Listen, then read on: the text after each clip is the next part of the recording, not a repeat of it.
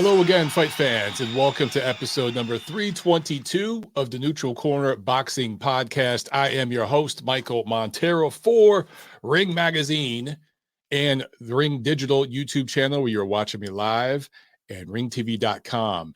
As always, guys, we remind you, please make sure you're subscribed and click that little notification bell so you never miss a live episode of the show. But if you do, it's all good. You can catch out the audio. You can catch up with the audio version the next day. That is on podcast platforms around the world. Just look for my handle, Montero on Boxing. And by the way, if you're not following me on social, including YouTube, I got my own YouTube channel. It is Montero on Boxing. And you guys can check out my website, MonteroOnBoxing.com, where you can donate directly to the show. That's the best way to donate. If you want to tip the show at all, I don't care if it's 50 cents. If you're entertained, you want to tip the show, check out MonteroOnBoxing.com. Also, if you want to get some MOB tees, you can definitely check them out there. You can pick them up, and we'll ship them out to you. All right? So, TNC 322. And, guys, look, we are in the middle of a hot summer, right? And the schedule is a little dim right now. There's not a whole lot going on, but it's all good. We still got plenty to discuss. I'll get into all that.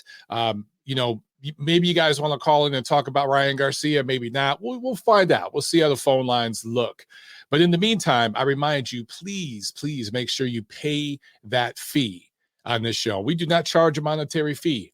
All I ask is that you share the show. This show gets around by word of mouth. We don't do ads here. I turn down requests to do ads all the time because I want to just do a boxing show, man, and just talk about it the way it used to be, where there wasn't 5 billion ads throughout the show. If you listen to the audio, you're going to hear ads. But if you watch the video here live, no ads. And we're one of the few boxing pods, a known popular boxing pod that isn't full of a bunch of freaking ads. And we're able to get by with that because of you guys, because you pay the fee. Just share the show. That's all I ask, man. If you get anything out of it, just share it. Post it on your Instagrams, your TikToks, or whatever the hell. I don't even know because there's so many damn social media apps. I can't keep up with it. So, yeah, just share it. Get it out there, man, and let your friends know what's up. All right, that's how we get the show going. We already got a bunch of you on the chat. Make sure that you smash that thumbs up button. And thanks for being here, guys, if you're watching live. By the way, if you're watching live, it is the middle of July, like I said before, a very, very hot summer. I know you guys are having a heat wave over in Europe, over in UK and Spain, Portugal. You guys, it's burning up over there. It's been burning up here in America, too, particularly on the East Coast. If you're watching right now, congratulations. Let me go ahead and get the applause going. You are truly a boxing degenerate. Your stamp, your irrevocable stamp, your pass has been stamped. So congratulations to all of you for being true degenerates like me. All right, let's get into this. Chris Bergen here in the chat. He's in the UK. Says heat wave in the UK. All-time record temperature due tomorrow is 37 in the north, 40 down south. Now, of course, that's Celsius for my fellow Americans watching. I want to say, Chris, 36, 37 Celsius. That sounds to me like 96, 97 degrees Fahrenheit. Correct me if I'm wrong. You guys can check. But I want to say, yeah, man, 40, if it hits 40, that's got to be 100 degrees Fahrenheit for you guys. So that's pretty freaking hot for England. That you guys must be dying over there. You guys do not get heat like that, man. That is crazy. Oh, shit. No, I was a little off. Okay. Taurine says, hit the likes, you bastards. I agree with Taurine. Chris said that 37 Celsius is a $1.04. Okay, my little brain calculator here, doing it in my head live, was a little bit off. Forgive me, guys. Man, that's hot as hell. 40 is 110? Holy shit, man. That's like Las Vegas weather. And I know you guys are not used to that. Plus, it's humid there. So, all right, I know you're waiting here to talk about the weather, but damn, that is crazy. You guys stay safe because I've heard people in Spain and I think Portugal, like hundreds of people have died. I know it's usually like elderly folks and stuff. Man, just be careful, man. Crazy, crazy times, right? Never a dull moment. All right, news and notes. Not a whole lot to talk about. But I thought this was worth mentioning. Two things. Seniesa Estrada, who I still feel is one of the top 5 pound-for-pound female fighters in the sport. That's not universally agreed upon yet. It's just my personal belief. And believe me, I've told the Ring Ratings Committee my feelings on that. I do feel she is one of the best female fighters in the world. Anyway, she is leaving Golden Boy Promotions. Now, we don't know where she's going quite yet, but she said she has an announcement that is coming very, very soon, and she has some big stuff coming up. She has been unhappy with Golden Boy recently. So it'll be interesting to see who picks her up. I got a couple ideas, but, I ain't going to say nothing. We'll find out. But I enjoy watching her fight. And I met her and her team, including family members. Her team, a lot of her team is family members, but I met them at a gym along with my wife, a friend of mine named Joe Chavez, who is in the t-shirt business out there in LA. He helped print some of my first MOBTs. And they were doing like a photo shoot at a gym in South LA, and they invited us to come down. And they got some shots of me and Tiff, and we met Seniesa Estrada and some other folks. And they were awesome people. And that's when she was really just getting started. It was long before her first world title or anything like that. She's always been super, super cool, man. If you're not following her on Twitter, she's a pretty fun follow too. Okay, I wanted to talk about this. Look, I don't want to get into a whole inflation rant, and I just don't want to get political. I'm not going to do that. But ESPN Plus raising their rates from, they call it $69.99, let's just $70 a year. Okay, $70 a year to $100 a year. And that is coming, I think, at the end of next month. I tweeted about this, posted it on my Instagram. Man, that's like 43% increase. That's a lot. It'd be one thing if you up it $1 or $2 a month or something, but man, you're going from 70 to 100, and I get it. It's a difference of $30. You spend $80 on the pay-per-view. You guys overseas, you spend, I think in the UK, you're spending 25, 30 pounds on the pay-per-view. Correct me if I'm wrong. So it's not, in the big scheme of things, it's not a whole lot, but man, every one of these freaking apps, DAZN already went from 100 to 150. Now ESPN has jumped up. And what pisses me off about DAZN, and we've talked about this on the show, but now they're doing pay-per-view, and their whole marketing campaign the first couple of years is, oh, goodbye to pay-per-view. We're going to knock out pay-per-view, and now they're doing freaking pay-per-views. But not only that, man, they're doing ads, like commercials, TV ads during a pay-per-view broadcast. I've never freaking seen that before, the way that they're doing it. That's just disgusting. With all these apps, dude, and the money that you're paying, holy shit. It used to be that you were saving money by cutting the cord, right? Cutting cable and going to some of these apps. Now these apps all combined pretty much cost what people were paying for cable back in the day. And I believe, I think I read this correctly, where ESPN Plus, the monthly cost is now going to be more than the ESPN network itself cost. That's a first. What does this mean? Okay, I'm going to forget about DAZN and everything else for a second, but specifically with ESPN, because the ESPN Plus app was one of the few apps that was actually doing pretty well and bringing in some good revenue, high subscribership compared to some of these other sports apps. They were actually doing pretty damn good here in the States. But now, because I want to say, if you have your basic cable package here in America, you get ESPN, and there's like 8 of them now, right? It's like 8 different ESPNs. I want to say it's, I don't know, $7 a month is what it ends up adding or costing you on your cable bill. So now the ESPN Plus app is going to cost more than the network itself. And I believe, again, correct me if I'm wrong here, guys, but of all the networks I can think of here in the States specifically, basic cable, premium cable, this is the first one that I can think of where the app cost more than the network itself. And remember, it's not one network, it's a package of networks, right? You got ESPN2, ESPN Deportes, all this stuff, right? And there's only one ESPN Plus. So why are you going to be paying more for the app than the actual network? Well, I could get into packaging and how they do all this stuff with the big cable companies. I'm not going to get into that and bore the shit out of you. But I think it's indicative of where the media is going.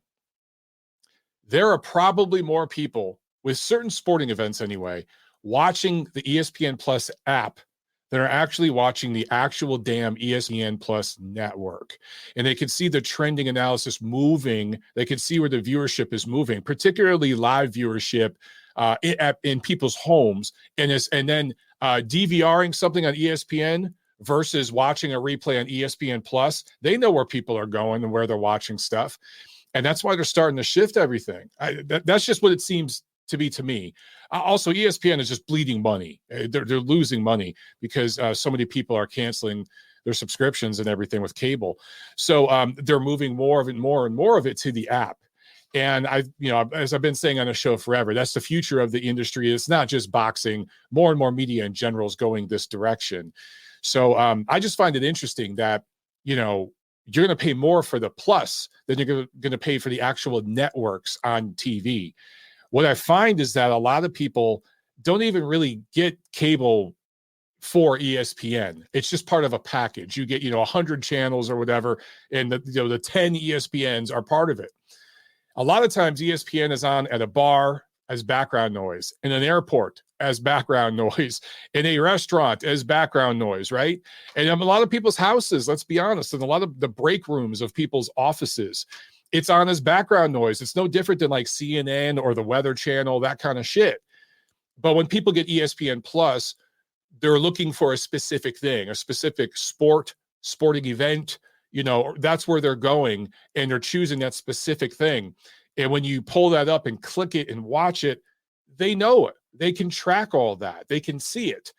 They can't necessarily do that, though, with TV ratings when half of the damn TVs that have ESPN Plus on, it's freaking background noise somewhere. It's not a specific person watching a specific thing. And I know that there are instances where it is. But anyway, I just, it's interesting in one respect because of what I just brought up, how the media is shifting. That is interesting because ESPN, it's a major, it's owned by a major corporation, Disney. And I understand there's the Disney Hulu bundle. And this is probably just trying to get people to do the bundle because Disney is abysmal. Their stock price, they've been getting hammered. Hulu's struggling. The entertainment options there for some people, just like there's nothing on Disney or Hulu I give a shit about. I don't watch any of it. And ESPN Plus, I have it strictly for boxing. I don't care about anything else, right? The 30 for 30s are cool. That and boxing, some occasional football. That's it. So I'm not going to get the damn bundle, Plus, I don't like Disney. They're evil. So, just all things considered, this sucks. This just sucks because over the last 18 months, inflation has hit, 9.1%? And it was going up before the war. The war didn't help, but some politicians have used the war as an excuse. But it's bad, right? And if you make as much money now as you've made a year or two ago, then you've actually lost money. If you got a raise, cool, but unless it's 9.1% or more, you've lost money. Most people, at least in America, and I know it's like this in many other parts of the world as well, okay, it's not just an American thing, have lost money over the last year or two. You're not making, your dollar does not go as far as it did. So unless you got a 10% or higher raise, you're struggling right now compared to where you were a couple of years ago financially. And all these apps are going up, man. I just saw our damn Verizon bill just went up, and they sent us an email like, well, because of inflation, we're having to jack up our price. I'm like, what? You kidding me? All right, rant over. That sucks, man. And no, I'm not doing the damn bundle because I don't watch any of that Star Wars shit. I know there's 18,000 Star Wars shows now on Disney, I think it is. I don't watch any of that crap. I actually, I actually have sex sometimes. I think all the Star Wars people, probably haven't had sex yet. I'm just joking, guys. I know some of you have. All right, review time. Last Wednesday, July 13th, in Tokyo, Kazuto Ioka, unanimous decision win over Donnie Nietes. This was the fifth defense of Ioka's WBO junior bantamweight title. It was a near shutout. We can call it maybe 10-2, 9-3. That's pretty much what this fight was. Ioka has two losses, okay? But one of them was controversial, and that was his loss to Nietes in their first fight back in 2018. That was a split decision.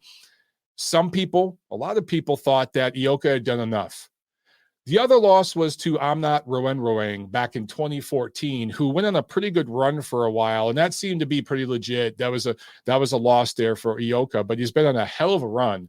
And he has titles now. I've tweeted about this in 4 different weight classes, 5th defense of this specific title. The one thing about Ioka, and I'm high on him, I rate him very highly, but the pound for pound list is getting crowded right now. There's about 15 fighters you can make a legitimate case for putting in the top 10 of the pound for pound list. And for me, I've been thinking about this a lot. For Ioka to get back in my top 10, because he was there, he's been bounced out. Dude, he's got to unify titles. He's got to fight one of the other top guys, even if it's one of these older dudes. Now, Nietes counts. That was a fantastic win. And he's had a couple of good wins recently.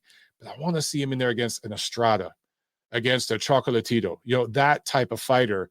I want to see how he does outside of Japan in the West against one of those guys. That's still missing on his resume. And with some of the Japanese fighters, they do travel. They come over, right? Some of them don't. They just kind of stay over there. And they might go to like Macau, China, or Thailand, the Philippines, whatever. But they don't come over to the West. I want to see Ioka travel. I really want to see that.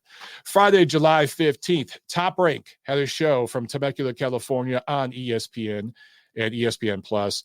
Arnold Barboza stays perfect, improves to 27-0 with a unanimous decision win in a 10-rounder junior welterweight fight, of course, 140 pounds, against Danielito Zorrilla, who suffered his first loss as a pro. This was Mexico versus Puerto Rico in terms of the fighter's heritage. First pro loss for Zorrilla. Barboza says he wants Teofimo Lopez next. And of course, that's what Top Rank wants to do. I think it's very, very possible that we could see that fight by the end of this year. And that could be a fun fight in New York, somewhere in that area, November, December, somewhere in that time frame. That'd be awesome. I hope we don't have to wait till next year, because Barboza has kind of been on the shelf for a minute. So he got his ring rust off with this performance. Teofimo has a fight coming up. That's a gimme. It's a layup. He'll win that fight. And then both of these guys, should there be no injuries for Teo, and get him right back in the ring, November, December. I think that'd be awesome to see those two fight. I think that'd be a lot of fun. Lightweight prospect out of Southern California, Raymond Murataya, improved to 15-0. He's 25 years old, from the greater Los Angeles area, in an 8-round fight. And of course, 135 is a lightweight prospect. This fight actually was a little over lightweight. I think they came in a little over, but he's going to settle in at lightweight. And then Saturday, July 16th, is Golden Boy Promotions, the return of Ryan Garcia in Los Angeles at the Crypto.com Arena. I still hate that freaking name. It's still Staples Center. I don't give a damn. This was broadcast on DAZN. And in the undercard, Alexis Rocha, a unanimous decision win in a 10-rounder, 147 pounds. And Lamont Roach, unanimous decision win in a 12-round fight, junior lightweight, 130 pounds. This was a WBA eliminator. So his figures to be in line for a shot at one of the WBA's 14,000 titles there at 130 pounds at some point over the next year or so. In the main event, Ryan Garcia, KO6 win over Javier Fortuna, who was dropped in a 4th, 5th, and 6th round. Does not beat the count when he got dropped in the 6th. This was a 140-pound fight. It was not Ryan Garcia who wanted 140. Apparently, it was Javier Fortuna himself that requested 140 pounds. I told you guys on my show Friday on my channel, Montero Unboxing, if you're not subscribed, you're a terrible person. Do it now. On our show Friday, we talked about this, and I said, listen, Fortuna, I'm not going to say this, people, it was a dive. You always have those crazy conspiracy people. That's not what this was. To me, this was a fighter that was a little over the hill, a little bloated, coming in a little heavy, wasn't training seriously, not 100%. He was in shape, but not in that prime shape, premium conditioning, right? It's like when you get that premium car wash, and then there's the super duper deluxe premium car wash, right? He got that regular shit. He got that regular car wash, not that super duper premium shit, right? That's where he was conditioning wise. And he looked a little soft at the weigh-in. And I told you guys last Friday, bet on Garcia stoppage. And that's what you saw. So listen, Ryan Garcia did his job here. He did pretty much everything you could ask for him to do. I also told you guys last week that Golden Boy Promotions has wanted this fight for over a year now. They saw something in Fortuna that worked style-wise and size-wise for Garcia. They've wanted this fight for a while. They're matchmakers. They had their eyes set on this matchup. There was a reason for that. And you saw why. All right. So had this fight taken place last year at this time, like it was originally supposed to, maybe it goes to the 9th, 10th, 11th round. I still think Garcia gets the stoppage. It may have been at 135. He may have been a little more sapped. Maybe wouldn't have had as much pop in his punches, whatever. In the end, style-wise, and with these guys, their size, the trajectory of their careers, where they're at right now, I still think Garcia would have won that fight. Now he gets the 6th-round knockouts. And, of course, the first thing he says is he calls out Gervonta Tank Davis, right? And people have been talking about this all weekend. So this is what boxing Twitter has been discussing all weekend since this fight. And these two have been compared a lot. Ryan Kingry Garcia, Gervonta Tank Davis. Now, on the surface, I understand it. First of all, let me say this. Neither side wants that damn fight. Neither side, okay? We can sit here and nitpick about which side is ducking more, and there is one side that is avoiding it more. I think you guys know which side is. Doesn't really matter. Neither side really wants this fight right now. It ain't happening. So let's just drop it, okay, in terms of actually believing the fight's going to happen, because it's not. What I don't understand, on the surface, marketing to casuals and rubes, as I call them, simpletons, yokels, I understand why they make the comparison. But there really shouldn't be a comparison between these two fighters yet. I even saw some dummies on Twitter trying to beef and saying like, well, Gervonta Davis sold more tickets at that same arena, because I guess this fight sold about 11,000 tickets at Staples Center. And when Gervonta Davis fought Isaac Cruz, it did 15,000, right? And so there were people on Twitter, idiots, dummies, saying, well, that proves that Tank is a bigger name, right?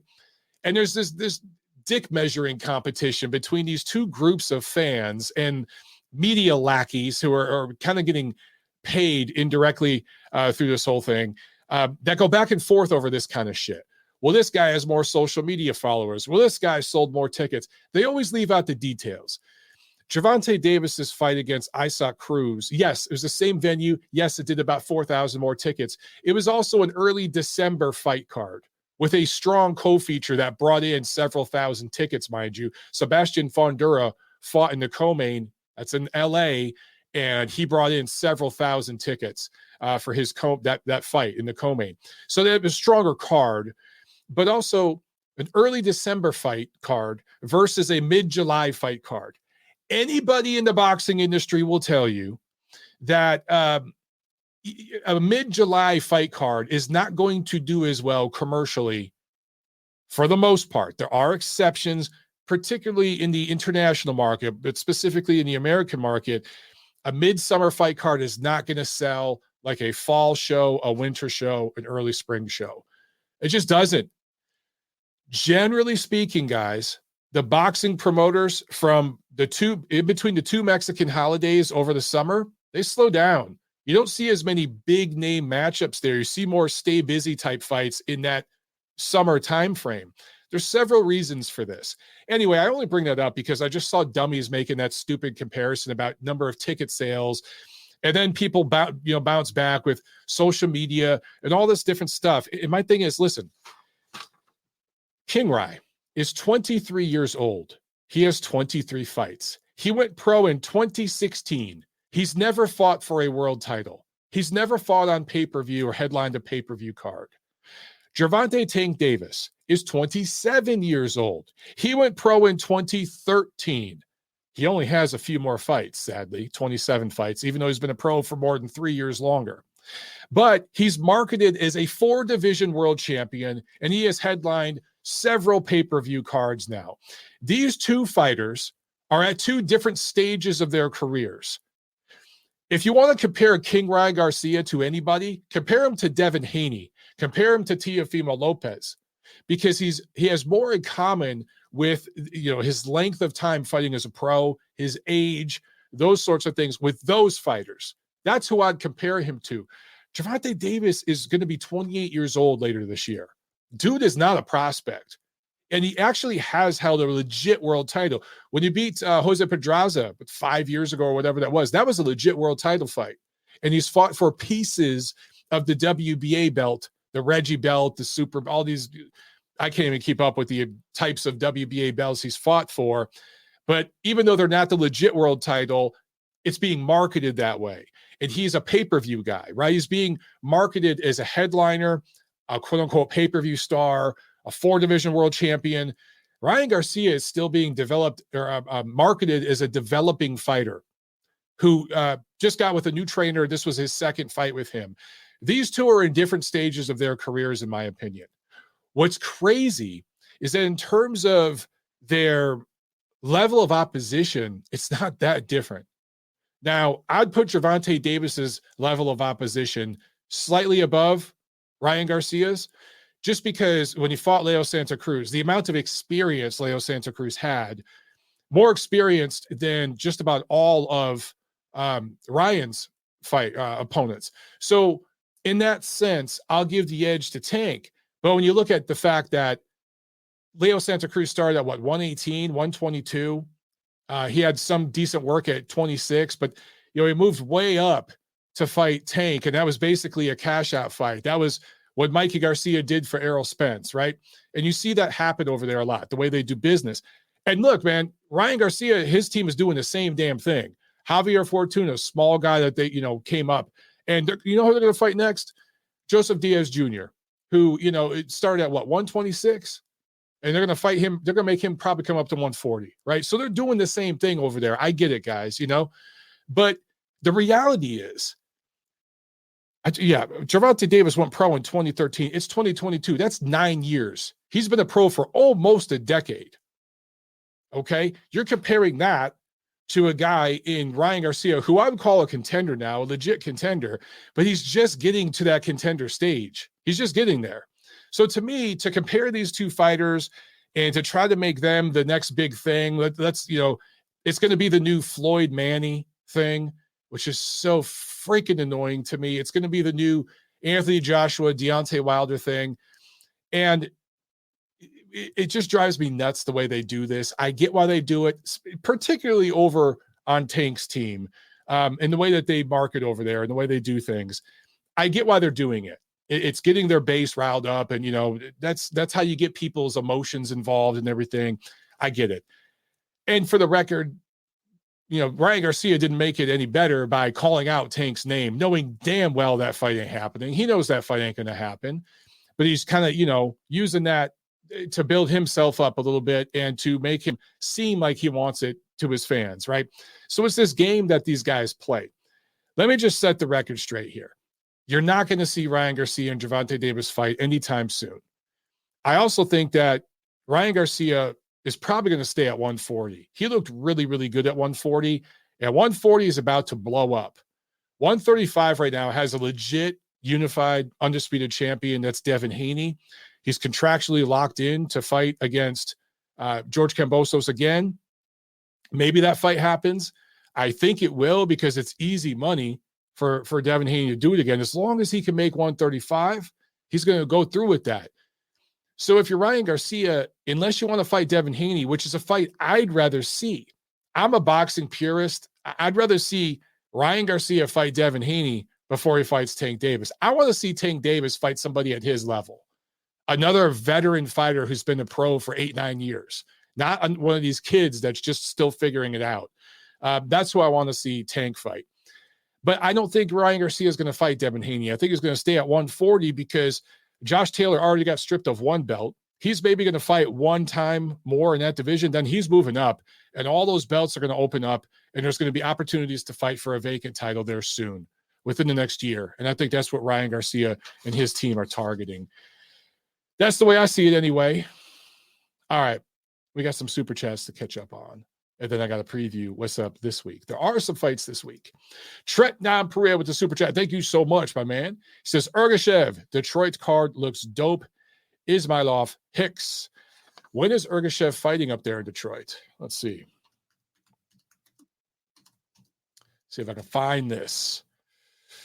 Shojahan Ergashev. Let's pull up his resume. He is fighting at the Garden Theater August 10th in Detroit. Interesting. Who else we got in that card? Yeah, we got Joseph Hicks Jr. We got Prince Zani, Ali Ismailov. Yeah, I got a lot of these prospects. Wow, I got a bunch of undefeated prospects on that card. Interesting. From Salida Promotions. Okay. I'll check that out. Garden Theater Detroit. All right. I like that show. That's a fun show. And then we got Sam with the super chat. Thank you, Sam. He says Regis versus Ryan at 140 is a good fight next. I'd love to see that. I'd love to see it. Does it happen? No. It doesn't, which sucks. But yes, I agree with you, man. I'd love to see that. Honestly, though, I guess, I was going to say Ryan Garcia isn't ready for Regis Prograis, but when is he going to be ready? At some point, he's really got to step up, right? That'd be a big step up for him. Regis Prograis is a good fighter, a physical fighter too. So that would definitely be a tough fight for him. I'd love to see it. Don't think we will, but boy, would I love to be proven wrong. All right, preview time. This Saturday, July 23rd, Top Rank has another show at the Grand Casino in Hinckley, Minnesota. This is on ESPN Plus. I don't think it's on the network. It's on the app. And this is a decent fight card. Okay, I don't want to bash these fighters, but what I'm going to say is this is the level of stuff that they leave exclusive to the app. There aren't many fights that you get that are super high-level fights that are exclusive to the app. They usually put that stuff on the network. So for boxing, if you're subscribing to ESPN Plus strictly for boxing, are you getting your money's worth right now? I can say the same thing with DAZN, but I feel like DAZN has had more shows because it's not like there's a DAZN network where I could watch them, right? What's cool about ESPN Plus is anything that's on the network does go over to the Plus. So if you missed the live broadcast on the network, you can watch it on the Plus later. That's nice. But also, if you got DVR, which 99% of people who have cable now do, it comes with your bundle or whatever, you could just DVR, record the show on TV, and watch that later. So again, I ask, is ESPN Plus giving you enough value for $100 a year as a boxing fan? I know a couple of you guys on Twitter told me that ESPN Plus for UFC fans, you have to pay for the app, I guess, and then also pay for the UFC pay-per-views. And they do multiple pay-per-views a year, and they're $75 a pop. So they're gouging UFC fans over there as well. If I'm incorrect about that, please correct me, guys, in the chat. But that's what I've been told. So it's not just boxing. They really seem to kind of be gouging dudes right now. Anyway, this is the level of show that they leave exclusive to the app. It's not really a high-level show. This, to me, is a midsummer July show. This is the epitome of a July show. Joet Gonzalez against Isaac Dogbe. Look, for a diehard fight freak, this is a good matchup. This is featherweights, 10 rounds. Joet Gonzalez, 25-2, 28 years old, based out of Los Angeles. Dogbe is 23-2. Both of these guys have 2 losses in their careers, right? Gonzalez is a taller, longer guy. His losses were to Shakur Stevenson in 2019 and Emmanuel Navarrete in 2021. Was never stopped. Went the distance. Seems like a durable guy, especially at 126. Dogbe, best work was at 122, junior featherweight. Moved up recently. His 2 losses were both to Navarrete. Went the distance in the first one, was stopped in the second one, and quite frankly, got beat up in that second one. Has looked pretty good since he's moved up to 126. He's had a couple of wins, got back in the win column. How's it going to look against Joet Gonzalez? We'll find out. But this should be an entertaining, diehard fight fans kind of matchup. I think the gambling guys will be into this. They'll have fun with it. But again, ESPN Plus, this is like the level of show that you're getting strictly on the app. I don't know, man. $100 a year, you got to give me a little bit more. Also on this card, Gabriel Flores Jr. going up against Giovanni Cabrera, who was born Giovanni Cabrera Mioletti and dropped the Mioletti off of his name and just kept it Giovanni Cabrera. I'm curious about that. I'm not sure quite why he did that. Flores 21-1. Cabrera 20-0. 10 rounds, lightweights. Flores, you know what's interesting about this fight? Both guys only have 7 stoppages. So Flores has 7 stoppages in 22 career fights. This, of course, is his second fight back since his first pro loss to Luis Alberto Lopez in 2021. Cabrera, 7 stoppages in just 20 fights, and this is a step up in class for him. So if you're betting that fight, yeah, you should bet the over. You can almost guarantee it's probably going over. Neither one of those guys hits hard. And then undefeated Italian heavyweight Guido Vianello, he is fighting in an 8-rounder against TBA, otherwise known as Tom Bob Anderson. All right. So that's that for the preview. Let me make sure I got this correct, because who was it in the I think Keith in the chat says total cost for UFC fans will be over $1,000 annually after the new fees are put in place. 1,000 might be exaggerating it slightly, but yeah, I think those guys are starting to pay a lot too. What's interesting is, you know, the UFC has become very corporate since that $4 billion sale, and the very thing that made their sport grow so much, and the very thing that, you know, they bitched about some of the issues in boxing, they're starting to go down that route. You can see it happening already. So, you know, it's just what happens as things get bigger. The one thing that still happens in UFC is fans get the fights they want, because there's really one organization. It's just, boy, are you starting to pay for it a lot. Torian says, I hate that this is a crossroads fight for Dogbe. His losses are to the same person. Yeah, I hear you, man.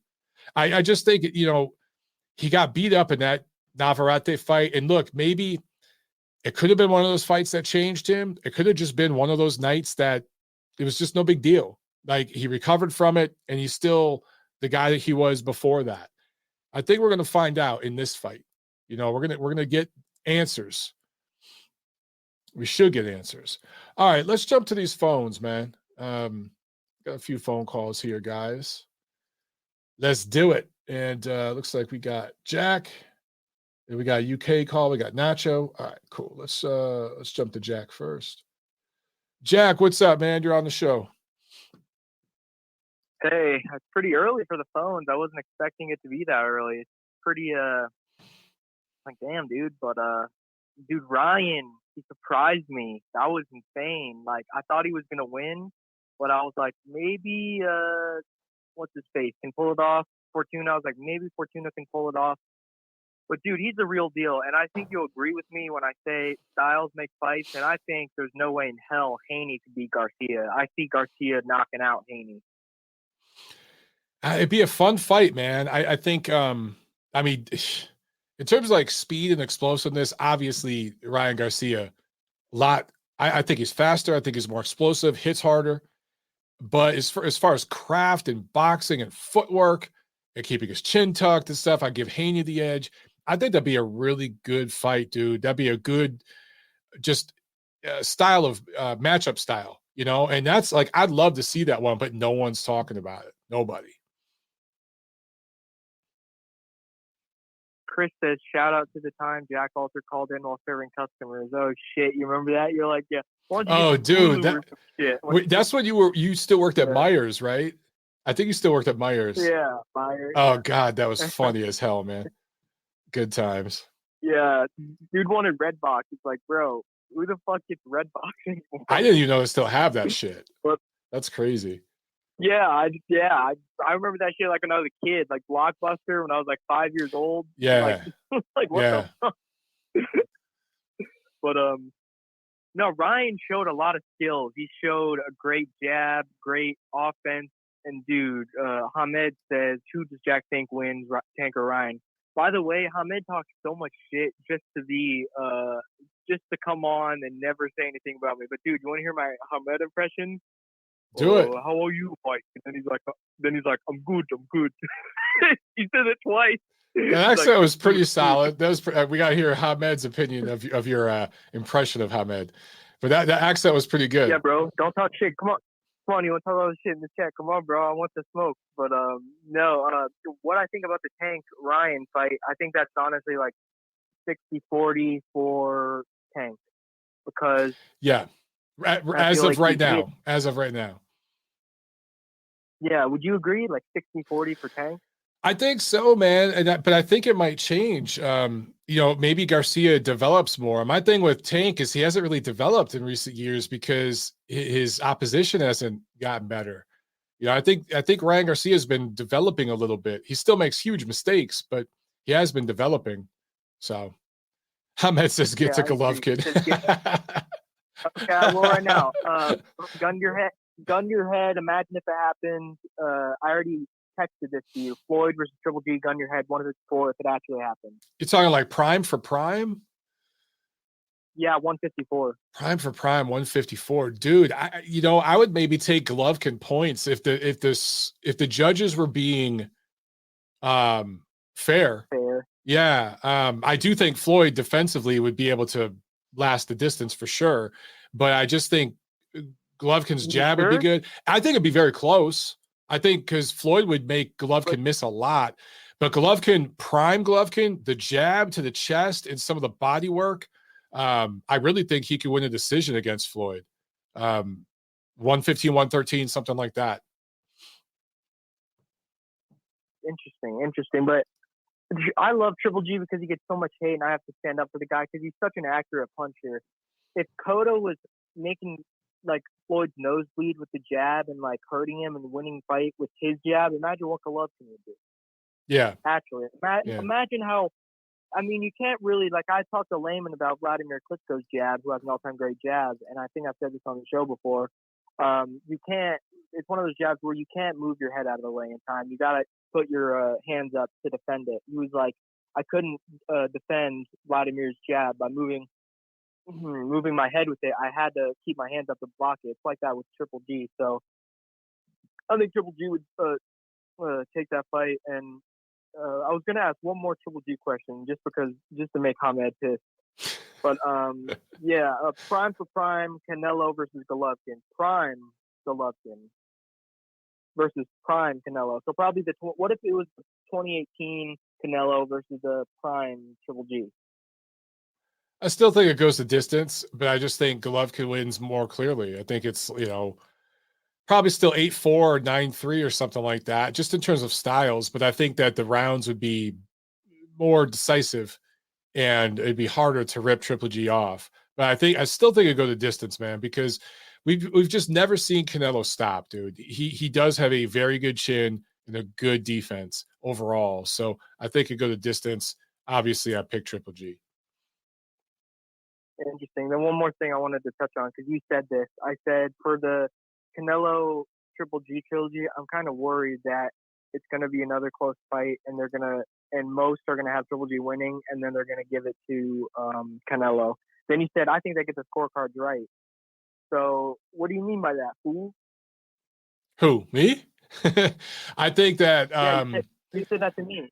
Yeah, I think that they're going to be fair scorecards this time around. I just think all things considered, we should expect the scores to be fair.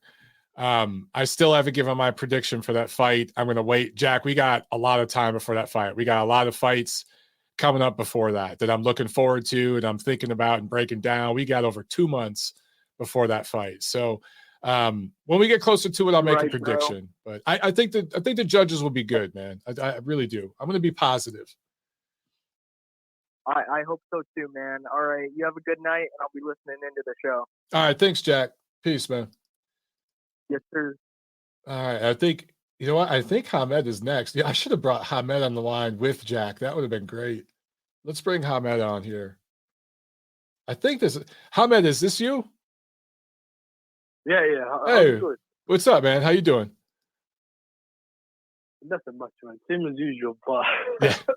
I'm not mad at what you're saying, but I think it was over comment over Golovkin and Sergio Martinez.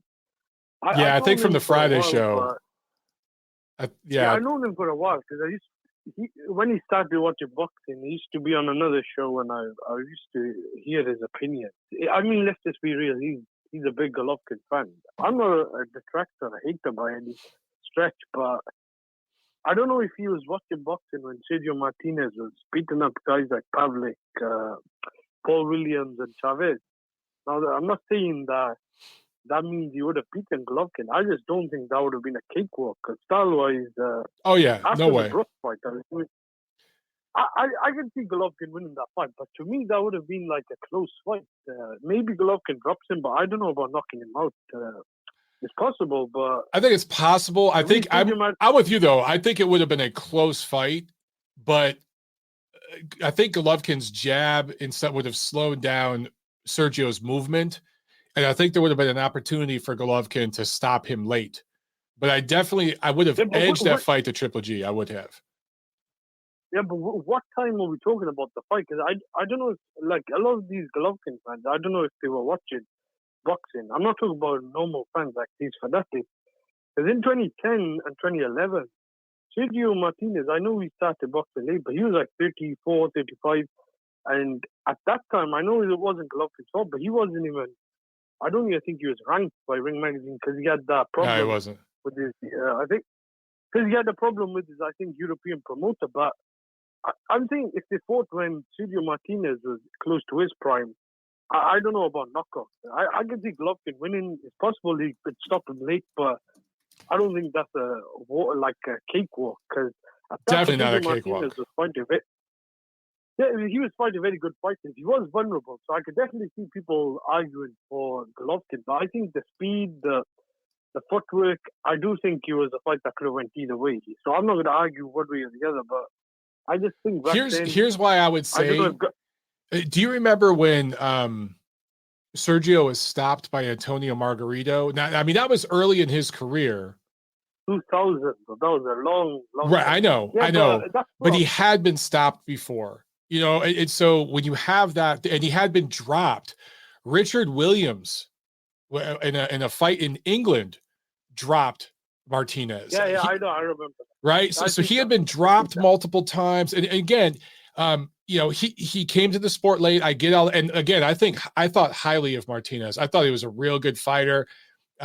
I remember him being willing to move down to 154 to fight Floyd. Floyd wanted absolutely no part of it. He was willing to move up to, they briefly talked about to fight Andre Ward when he was at 168 and at a catchweight, and Ward had wanted no part of that. So, you know, Matthew Macklin dropped him.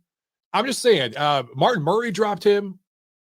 Yeah, Miguel Cotto. No, I get that, but I think so.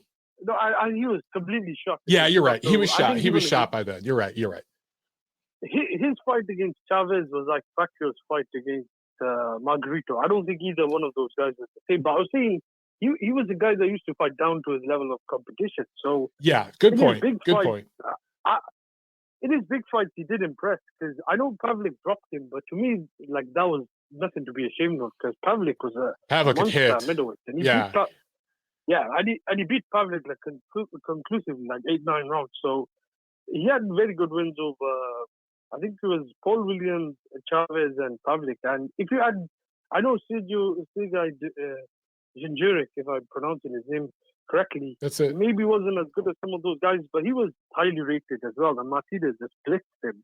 I think it was about 8 to 9 rounds. So I could see the argument either way. I just don't think that would have been the easy fight. That was all my contention was. But I could definitely see Golovkin winning that fight. The only thing is, back in 2010, I don't know if Golovkin would have been ready because by the time Golovkin kind of settled in and was at his peak, that was around 2014-15.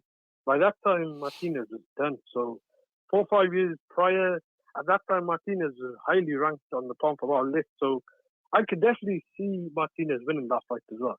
But regarding the weekend action, I do think Ryan Garcia could beat Gervonta Davis. I don't know about people what they think, but if he's at 140, I don't know. I just got a feeling Gervonta Davis has regressed. And to me, that'll come down to if Ryan Garcia could actually tuck his chin in. Because I know a lot of people are making about his resume, but I wanted to ask one thing. Do you think Gervonta has a better win than Ryan Garcia's win over Luke Campbell? Yeah, I've heard a couple shows talk about that, you know, comparing So for me, I think Tank's best win is Jose Pedraza. A lot of people would point to Leo Santa Cruz just because of the name recognition, but he was so past his best fighting weight and so past his best in terms of his being past his prime. I rate Tank's best win as Pedraza, and I would say that Luke Williams was Ryan Garcia's best win. I don't know, man. They're kind of even to me. They're kind of one really doesn't stand out above the other. Flip a coin, you know. That's the way I see it. That's a good point. Luke Campbell did win a gold medal. Oh, Luke Campbell. I called him Luke Williams. I'm sorry. Luke Campbell. Sorry. There is a Luke Williams, but yeah, it was Luke Campbell. Pedraza won, I think it was a world title, but in terms of like against Lomachenko, Luke Campbell did give Lomachenko a really good fight. I know he lost decisively, but to me that was quite impressive what Ryan Garcia did against him. So I think that win you could argue maybe better than a lot.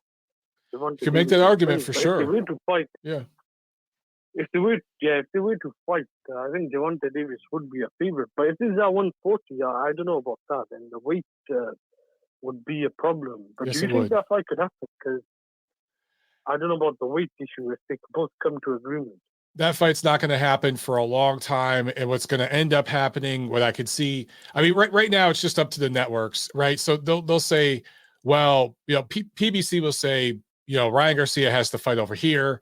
Golden Boy will say, no, Gervonta Davis has to fight over here. And that's how they're going to stall the fight. If at any point the network issue gets cleaned up, then it will be an issue of weight. And Ryan Garcia is going to eventually be at welterweight. He's going to keep moving up. So I think what Team Davis will do is use the weight as an excuse to not fight. So I just don't see it happening anytime soon. It's unfortunate. All right, but that's probably how it would work. But I'm with you, man. I think at some point, as long as Ryan Garcia can keep improving as he moves up in weight, and I think there's a good chance he's going to look better at 140 than he looked at 135. I really do. You got to remember, he's only 23. He might surpass Tank Davis in terms of ability, because the thing with Tank is I haven't seen any extra levels on the guy. He's very explosive. He sets up the counter uppercut beautifully. He has some nice angles, but I haven't seen much development. I have seen little wrinkles in Ryan Garcia's game. His chin is still way up in the air. He gets away with it against these shorter guys. But, I don't know. We got to see, I guess. The thing is, he's 4 years younger than Tank. So where will Garcia be 4 years from now? That's the question. Oh, no, that's a good point. But I don't think he's a prospect. I think he's more of a contender. He's a contender. So yeah, I agree. Maybe he could have one more. Maybe he could have one more fight. But I do think that size could be a factor. And I don't know about guys like Rolly Romero and Barrios being much better. And to me, if I was a Gervonta Davis fan, I'd be concerned, because I thought Rolly Romero was like 4 or 5 rounds up, whatever, until the stoppage. So I'm not sure if that's a foregone conclusion. You never know. Tank Davis could just end up catching him and knocking him out after Ryan Garcia the really lead. But I just got a feeling the longer that fight goes on, that could go one way or the other. And I do think size matters. And in that fight, Gervonta Davis's recent competition could haunt him. But we'll see. I still have my doubts what stuff happens. But I'll let you go and I'll let you get to the next caller. All right. Thanks, Hamed. Have a good one, man. All right. Have a nice day. All right. We got a big super chat from Chris Singh. Thank you so much, Chris. He says, props to Golden Boy on the matchmaking. Chin up Ryan makes him a pinata for a sharpshooter. Tank in 3 rounds. And I'm not that high on Tank. Damn. Says, if Triple G beats Canelo by stoppage, where does Canelo's career go? Bevel showed how to get the KO. All right, so a lot of good stuff here, Chris. Thank you for the super chat, brother. Awesome, man. You're right, totally right about Golden Boy with the matchmaking, and that's something I talked about last week. And again, I'll mention this one more time for the people that just got on the show. Golden Boy Promotions has been seeking out the Javier Fortuna fight for Ryan Garcia for over a year. They saw something there, and their matchmakers crushed it. They saw something stylistically, and then in terms of the size of the fighters, let's be honest, Ryan, a lot taller, longer, heavier, naturally heavier. Because, Fortuna weighed 140, but that's not his natural weight, right? So they saw something there. And I'm with you. Ryan Garcia is keeping his chin up in the air. He backs straight up. That's how Campbell was able to catch him. Fortuna tried it. He didn't have the height or length to pull it off like Campbell did. Gervonta Tank Davis wouldn't either, but Tank does other things. That uppercut.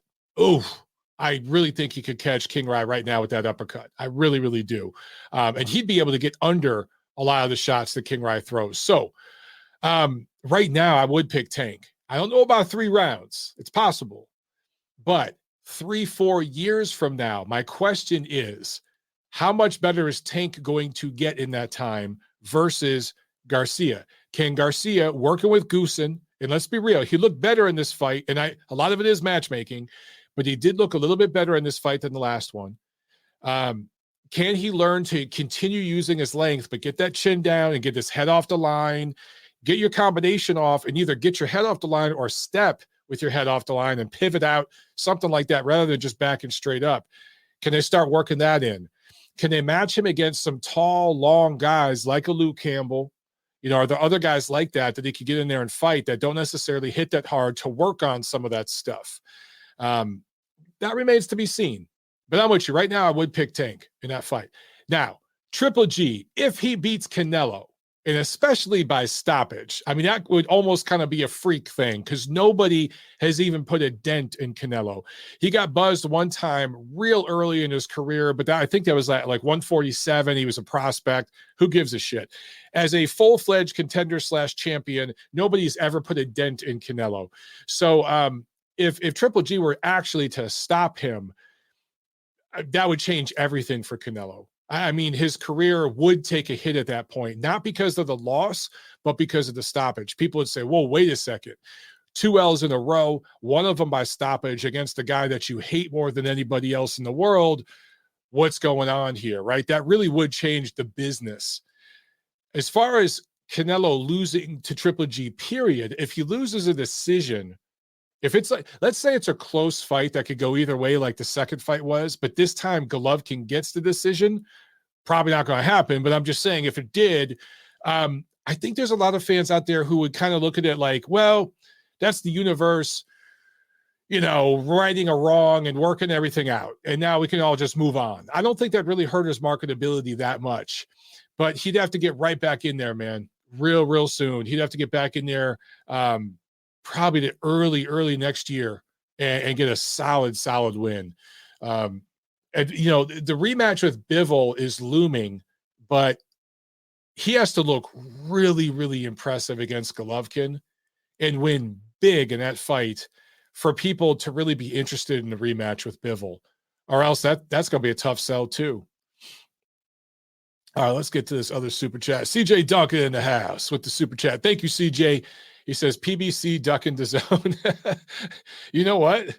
Yeah, that's probably the best way to put it because it's true. But, I could also say Grandpa Bob and Top Rank duck in the zone. Although, you know what? They have done cross-promotional fights before because they had Ramirez fight Hooker. So they've done stuff like that before. But, yeah. Everybody ducking. All right, back to the phones we go. And we got Nacho on the line. What's up, Nacho? How you doing, man? All right, Mike. Not too bad. So in regards to Ryan Garcia, like you said, we called it. He got the stoppage in the middle of the fight. Basically just beat up a fat, out of shape Javier Fortuna. Like you said, it was really good matchmaking by Golden Boy. There were a couple of things though, Mike, like you were talking about right now about Ryan being with Goosen. There's a few things he definitely has to clean up moving forward. The first one being he definitely needs to stop that habit of when a guy throws a punch at him, instead of either tucking his chin or, trying to use his gloves to block the shot, he has this habit of pulling his head back in the air and leaving himself wide open for something looping coming over the top. He's lucky Fortuna wasn't long enough and tall enough to land something. Yeah. Because I think he would get nailed with something if he doesn't fix that. The other thing too, Mike, is relying exclusively with his left hook. That's the one thing I saw in the fight that I was kind of like, he needs to definitely learn how to throw a straight right or an uppercut to mix in with that left hook of his, because he threw an extremely crazy amount of left hooks targeting Fortuna, and he landed a few of them, but he missed a lot of them. So I think if he learns how to mix up his shots better, he can definitely set up that left hook instead of just exclusively relying on the left hook. And then the third thing was his inability to like not know how to fight on the inside. As soon as Fortuna would get in close, he would either start really backing up and trying to circle away, or he would just hug Fortuna in order to avoid getting hit. I hope Goosen, works with him on that, kind of just trying to learn a little bit of infighting, because he definitely could use it for a kid his height in those divisions. I think that would benefit him more than anything else. And like you were saying about Tank and him, if they ever fought, I don't think the fight happens. I agree with you, Mike, but I kind of definitely see. I don't really see Tank getting any better at this point. The guy's going to be 28 soon. Right. He is who he is. They've developed him as much as they can, but I don't think you can really add many more things to Tank's arsenal at this point.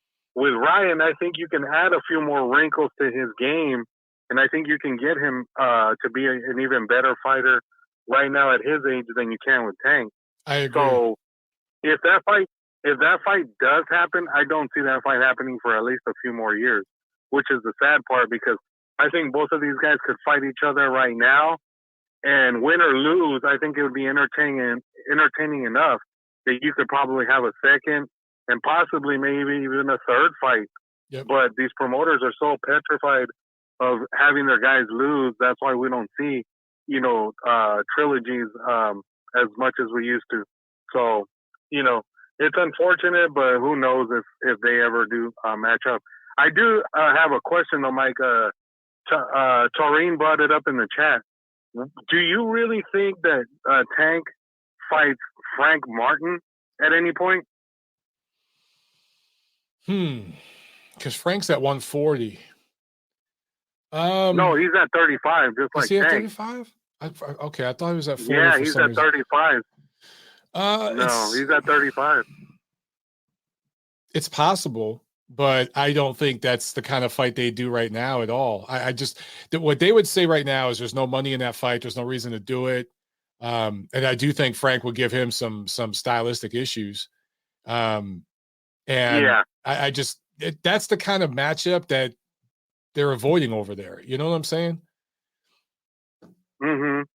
That's how I see their it. options are really limited their options are really limited because really the only other two guys they have besides Frank Martin are either do a rematch with Isaac Cruz or go after Michelle Rivera, because they don't really have anybody else at 35 in the PBC side. So, yeah, I mean, at some point he's going to have to fight, those guys, because they don't really have much else going for him. And then just real quick, Mike, I wanted to talk about the top rank card. I give Barbosa credit. They definitely did not overlook Soria. Yeah. But I did find it interesting, though, that Soria did hurt Barbosa towards the end of that fight. I think if the fight ends up being a 12-rounder, who knows? Maybe he might have been able to go out there and really, end the fight, because he wobbled him pretty good in that 10th round, and Barbosa literally just kind of had to hang on through the 10th round in order to make sure he made it to the scorecards. I mean, he boxed a beautiful fight, but that's the one thing about Soria that he had that Barbosa didn't, was that fight-changing power, and that was great. And I honestly was like, oh, he might end up losing this, but he hung on, and credit to him. I honestly think that's the guy. If Lopez beats Campa in a couple weeks, they have to be targeting him. I mean, there's really nobody else they should be targeting. I think Barbosa probably makes the most sense, because I seriously doubt they would put him in there against Zepeda or Ramirez or anybody of that ilk. I think with Tio, you got to probably go with Barbosa next if they're going to stay at 140, moving forward, which I think they are. But That's he the makes plan. the most sense. Yeah, he makes the most sense being the next guy up if Tio looks good against Campa, because I wouldn't put him in there against Zepeda or Ramirez. I think those two guys could beat him, to be honest. I don't think they'd be intimidated by him at all. And then just real quick, the fight this weekend, Mike, I agree. It's getting really tough to justify keeping this ESPN thing because, man, if they start jacking up the price for us as boxing fans to watch cards that, for the most part, are decent, but they're nothing like spectacular, it's going to be tough to justify having to spend $120 a year just to be able to watch the Plus and watch a bunch of second tier fights for the most part. Right. So, I mean, I hope the idea isn't to keep raising the price for us to be able to watch second tier fights, because if that's the case, then yeah, I'm definitely going to be out on that concept for sure. So, all right, Mike, I'm sure you got other people. Yeah. All right, Nacho. Thanks a lot, man. Yeah. I'm with Nacho, guys. I mean, because I was talking to my wife about this, because she's the one who pays for all the, annual fee for this, that, the other. She does the bill crap. And she was saying that like our annual thing is up, I think, for ESPN in like September, something like that. So the new price will kick in, right? We're gonna have to pay this new price. And I'm thinking about it. I'm thinking, how many fights in the past year were only on ESPN Plus that I couldn't watch on ESPN, the network? Because I get ESPN with my cable package. We just have basic cable. We don't have a whole bunch of stuff. And I'm thinking there's only a handful of fights that stand out. And it's some of these international fights that they pick up from like the UK or from Japan. Sometimes they'll pick up these cards from overseas and show them where you can catch them in the morning or like in the afternoon, which is cool. But is it worth $100 a year? Because some of these fights I can find on YouTube and stuff. So I just don't know, man. And then same thing with the Zone, where they jack it up to $150. And we've talked about this on the show. They're doing pay-per-views now. And if you got to do pay-per-view for a premium because these guys want $30 million a fight and stuff, I get it. But if I'm an annual subscriber and the pay-per-view is $80, give me 50% off. This $20 off bullshit. What is with that? You're better off at that point just not subscribing almost and just doing the pay-per-views. I don't know, man. These guys, at some point, fans are going to have enough and are going to just start checking out. And I think a lot of boxing fans are willing to spend their money. I mean, boxing fans, come on. And same thing with like all combat sports fans. They are willing to spend money on the product because this is not like other corporate sports where it's all kind of paid for by corporations and you could just watch the game. If we're talking basketball, baseball, whatever, you can just watch the game on TV. It's on somewhere, right?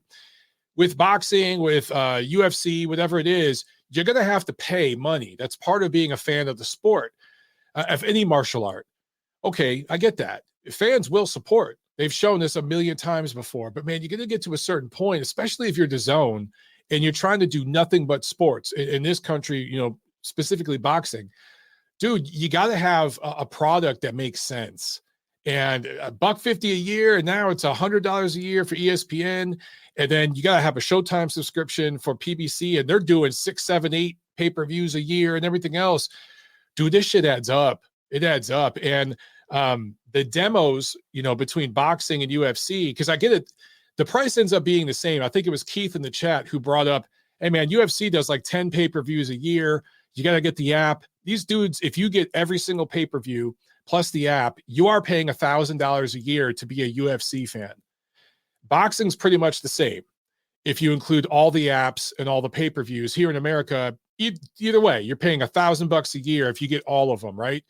The difference is the demos in UFC, it's a lot more suburban kids and rich people, watching, not rich, but like middle class, upper class people watching UFC.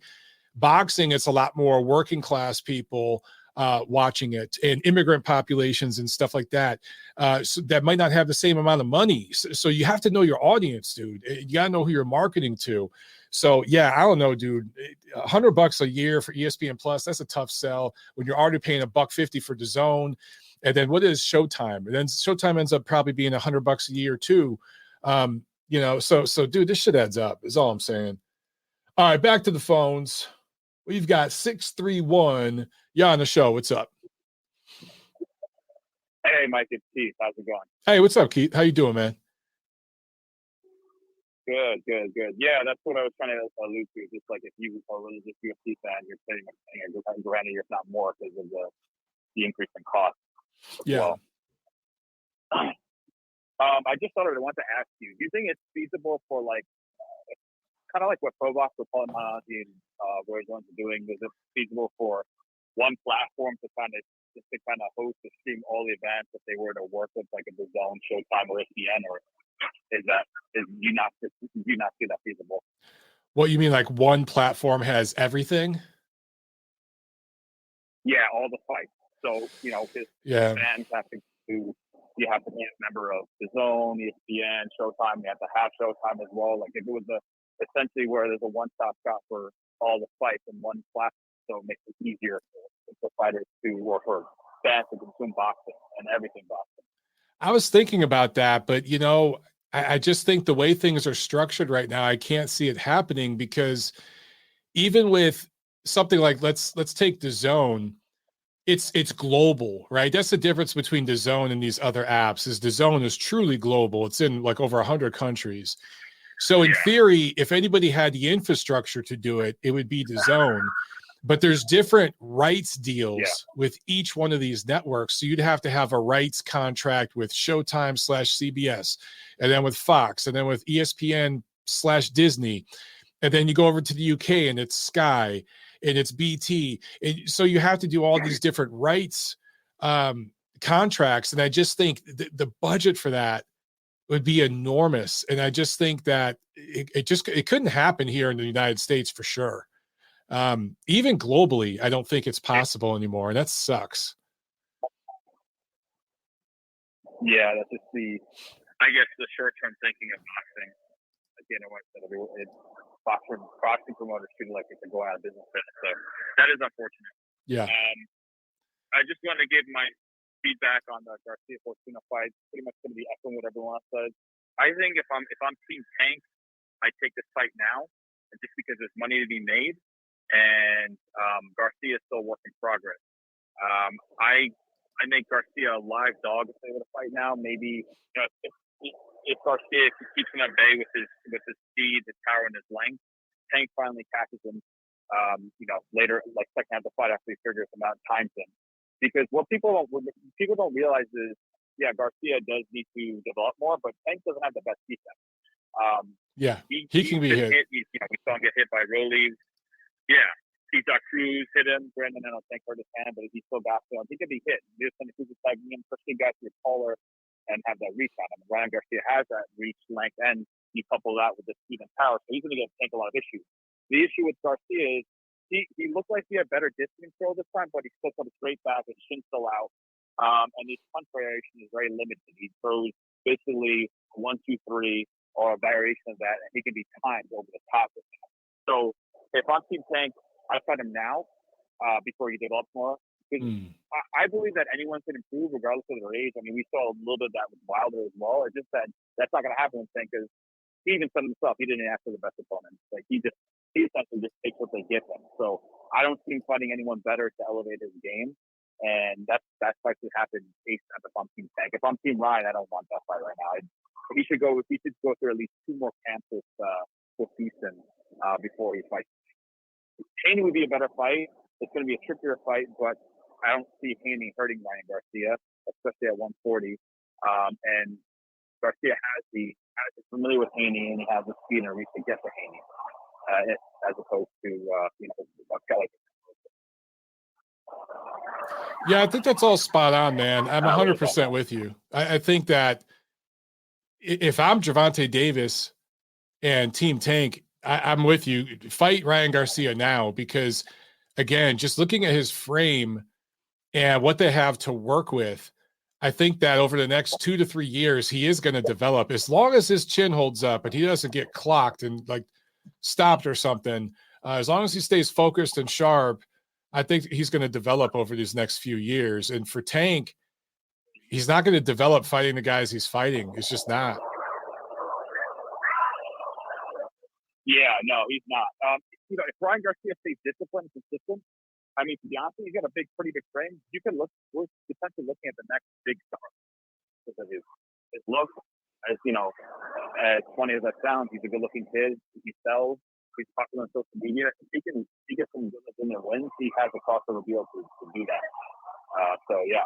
Another thing I want to just mention really quickly is I was just thinking about. I'm a Tyson Fury fan. I'm an Alexander Usyk fan, but Tyson Fury is like the hero that we wanted, but Usyk is the hero that we need just because they're out of the person, their personas inside and outside the ring, where you don't have any contributions to Usyk. He fights everyone. He's beating people on the road. He's a great fighter, and he should really honestly get a lot more visibility. And there should be a lot more marketing on him than there is. And I think he probably stopped AJ late in the fight. It's not deep and dominant mode. Okay. Yeah, I think if he stops AJ in this rematch, that's a huge statement, man, especially coming off the layoff and everything that he's been through. I think that'd be huge. Yeah. Yeah. And then Kelly thinks they want Wilder, but I don't think that happens. Especially the Usyk. Yeah. I don't think it happens. All right, Mike. Well, thank you very much. Thanks for your time. Great show as always, and I'll let you get back to it. All right. Thanks a lot, Keith. Appreciate it, brother. Have a good one. Yep. You too. Chris Bergen says rooftop episodes of TNC were fire. Yeah, man. Remember that? I don't know. Maybe in the winter, because I got a smokeless fire pit that I built in my backyard here in Atlanta.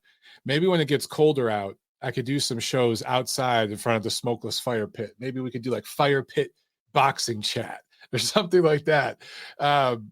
As long as my internet works out there, and I could take I got like the little router thing, and maybe I could take it outside with me to where I get, my reception out there. That might be kind of cool. But yeah, I miss my rooftop back in LA, man.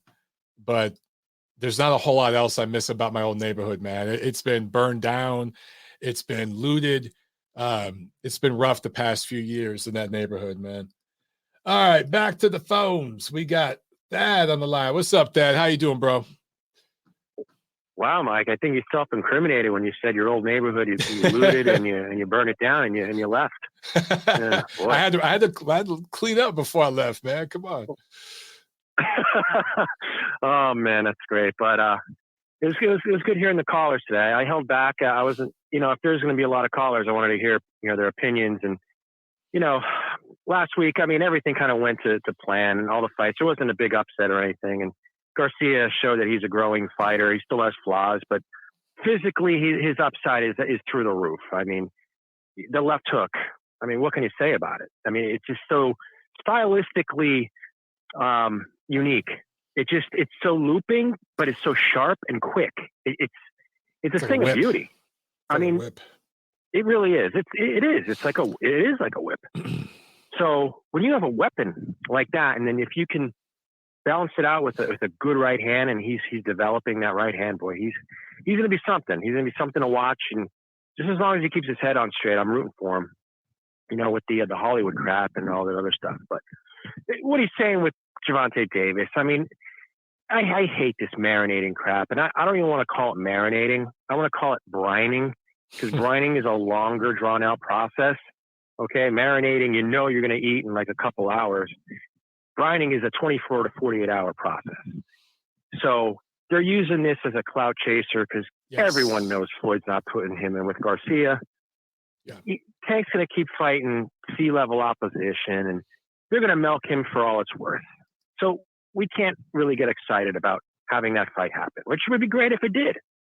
It would be great for boxing and good for the fans. And I would think that's $1 million pay-per-view fight. A million buys. $1 million buys right now. If they made that fight. Yeah? I believe. Okay. I believe so. Because you have the Latino background with Garcia. even though he's not really like a true Mexican, but the culture is there. And he also kind of crosses over to the Caucasian fan base, if there is such a thing in boxing anymore. He does transcend that line. And then you have Tank Davis, and he has his own fan base. So together, I think that fight would generate. It really would. But it's just a matter of Floyd and Heyman. They want to protect him. They don't want to get him a loss because, he probably does lose that fight. It would be interesting, though. But the longer it goes, the more advantage it is to Garcia. He's going to keep growing, and he'll surpass Davis, by the time he's 27. So yeah, I would that's think how so. I view that. And it was good to hear about. A lot of footage of Usyk, and looks like he's gotten the weight back. He looks very focused now. So I was a little scared at first. I didn't really know how he was going to, ascertain dealing with that war. But things are kind of calming down a little bit. We're not hearing as much about the fighting. It's kind of almost like a standstill. There are some attacks here and there, but hopefully, there won't be any distraction. And I personally, he'll knock out Anthony Joshua probably between 7 and 10. Because if everything's going to happen the way Joshua is leading on, he's going to try to bully him, and he's going to try to attack, and he'll burn himself out. Because that's what Usyk does, and that's what he did to Vladimir Klitschko in sparring. Vladimir Klitschko kicked him out of the sparring session because what Usyk was doing, and I heard this from an eyewitness. He was just letting Vlad throw and wearing him out, and then he just blitz you. He's just a unique fighter. He's like Lomachenko as a heavyweight. It's something we've really never seen in history. Where have you seen a southpaw heavyweight that can do that? So if Joshua burns himself up trying to get the knockout, he's going to be meat between 7 and 10, and that's great odds. I mean, he's big. If you take a block, like a 3-round block to take as a knockout, like I said previous week, with Garcia, plus 350 to get him out in between 4, 5, and 6, pays plus 350. It pays plus 1,000 if you take Usyk to take out AJ in round 7, 8, and 9. Damn. Okay, so it pays out big, plus 1,000. So you put up $100, you win 1,000. I think that's a great value bet. And same thing with AJ. There's great odds for knockout. And I think, if AJ is going to win, they'll probably early. Could you see that fight going the distance, though? I can't. I can see it going the distance for sure. Yeah. Wait, Usyk and Joshua? I think it could go the distance. Why not? In a rematch, to see it play out the same way, I don't know. I just can't see that scenario this time. Joshua, if he comes out, he's not going to have the stamina to last 12 if he's going to come to win. And I think he's going to come to win because his trainer, Garcia is his trainer, and he trains his fighters to go to the body and to be pressure fighters. I don't know how it's going to work, as far as a heavyweight going to the body. I think Garcia is a small man's kind of trainer. It might backfire on AJ, and that's why I think Usyk's going to knock him out. And if he's right in the head, if there's no, leftovers from what's going on right now. Mm-hmm. So, and then one more thing, Mike. After I was talking to you on Friday, I know I'm calling frequently. We're addicted. We're addicted to boxing in your show. So nothing wrong with that. That's a good thing. Yeah. They're talking. You guys are talking about the Hall of Fame, and you made some good points about how the U.S. has the writers and the journalists that are doing the voting. I think that is a point not a lot of boxing fans really knew about. So that kind of clarifies why you don't see Nigel Benn and Darius Michalczewski in the Hall of Fame. Yeah. It's named the International, not Intra, it's International Boxing Hall of Fame in Canastota. Okay?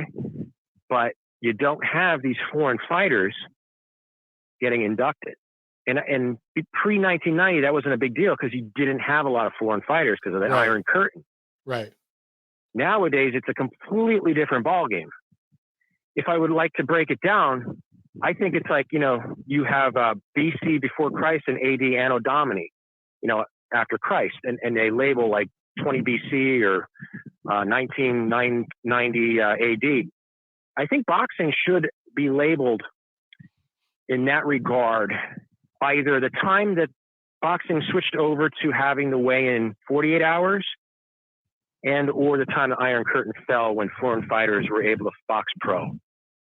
It might simplify, between classic old school boxing and the new age, because there is a big difference, Mike. Yeah. There's great fights in the 70s and 80s, but it was all usually Americans fighting. They didn't have the Russians and or Europeans. And nowadays, or Latin Americans. You have a bigger field. You didn't have Latin Americans. You didn't have a lot of African fighters, a lot of Asian fighters. It's completely none. Yeah, the floodgates have opened, and you get all these great fighters from every corner of the earth now. And I think it makes the sport a lot better. Exactly, a lot better. Oh, I think so too. Oh, it's better. I mean, hell, we may not even heard of a lot of heavyweights in the 70s if Teofilo Stevenson was a professional. Yes, there was just so many. It's just nowadays when you have all these new influx of fighters from around the world, it's a world sport, a true world sport. It's no longer a North American sport. Right. So with the writers voting for the Hall of Fame, I think it's a miscarriage of justice to leave out foreign scribes that have any input on voting.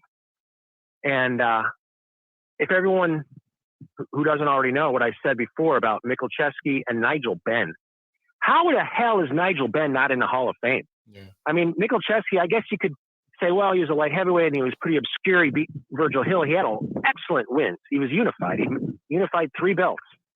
He was the true undisputed, in my view, at light heavyweight. But Nigel Benn comes to America and knocks out Iran Barkley in 1 round. 1 round, okay?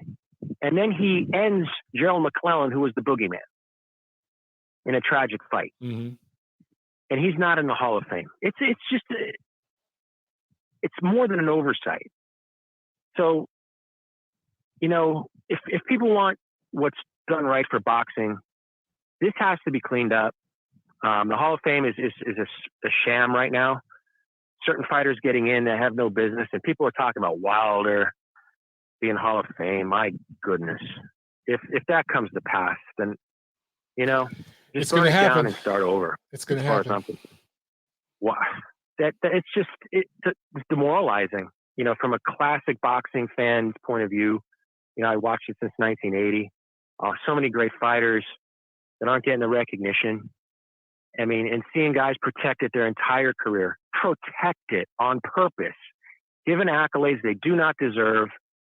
It's irresponsible. And, it's fun watching Wilder. I mean, I pay to see him. It's great. Yeah, he puts on a good fight.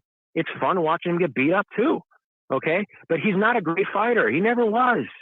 Okay, Tyson Fury whooped his butt, and Tyson Fury still isn't the same fighter he was prior to being retired. He's not a power puncher, and he bounced Wilder around the ring like a basketball. Just imagine what would happen if he was in with a puncher. But I digress. I don't want to get off on a tangent, Mike. I know you got stuff to do on a Monday. I'm all done myself, with my work and my dinner. So just want to leave you with that. And one other thing, great point about DAZN and ESPN Plus. They're gouging us in America. The dollar in America is the strongest currency right now. Okay, the dollar's as strong as it's been in 50 years. Granted, our inflation is the worst it's been in 50 years in America, but these foreign entities charging Americans extra money, even though our dollar is stronger, I think that's irresponsible. If people didn't already know that, go research. If you want to take advantage of that, travel abroad, go to Brazil. It's a 5-to-1 trade-off now. Their dollar is 5-to-1. We're 5-to-1 to their dollar. Mm-hmm. You go to Europe right now, 1-to-1 to the euro. We've always been having to pay more for €1. Now it's even. Okay, so take that for what it's worth. But great show as usual, Mike. And all right, thanks a lot. Maybe in a couple of weeks. All right, man. All right, man. Thank you. There he goes. And yeah, some great points by Thad, man. One thing about the Hall of Fame, and I talked about this on my show Friday a little bit, and maybe some of you guys just weren't aware of this, but the way it's structured right now, there are exceptions, but most people that vote in the International Boxing Hall of Fame right now do that by proxy of them being a member of the Boxing Writers Association of America. For 99% of the voters, that's how they got on. The only category that's slightly different is the modern women's category. And I saw Mark Jones here. I want to make sure I get Mark Jones his comment where Mark said for the IBHOF women's modern category, there are many foreign voters. Yes. And there are some, I want to be clear, there are some foreign voters on the panel, okay? But the overwhelming majority of people brought to the voting block, they become a member of the voting panel through joining the BWAA. And to me, that kind of compromises the Hall of Fame voting, because it's the Boxing Writers Association of America, and it's supposed to be the International Boxing Hall of Fame. So to me, that doesn't make sense. And the BWAA is a failing organization that is losing its relevance in the modern era, not only because of the weak leadership and everything, but because of the way media is structured now. Okay, most people are getting their boxing news and even their boxing content on apps. You talk about DAZN, ESPN Plus, Showtime. Increasingly, more and more fans are watching on the Showtime app and things like that, right?